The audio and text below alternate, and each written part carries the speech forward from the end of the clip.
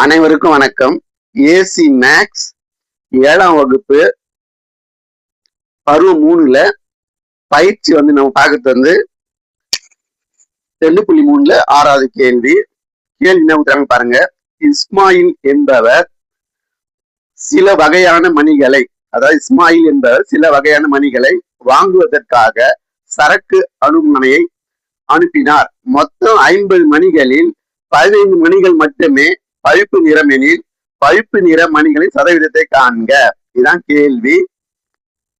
அப்ப பழுப்பு நிற மணிகள் சதவீதம் கண்டுபிடிக்கும். மொத்த மணிகள் எவ்வளவு இருக்குன்னா 50 இருக்கு. பழுப்பு நிற மணிகள் எவ்வளவு அப்படின்னா 15 கொடுத்துறாங்க.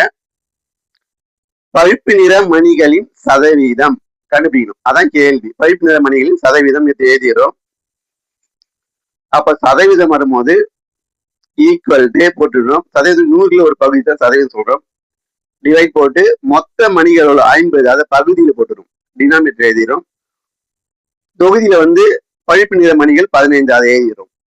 பெருக்கல் 100 டிவைட் பை 100.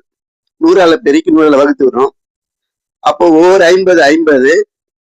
இதுல 100 எத்தனை 50 இருக்கு? 2 50 100 இருக்கும். அப்ப மீதி என்ன இருக்குன்னா 15 அப்படி எழுதிடும். 15 பெருக்கல்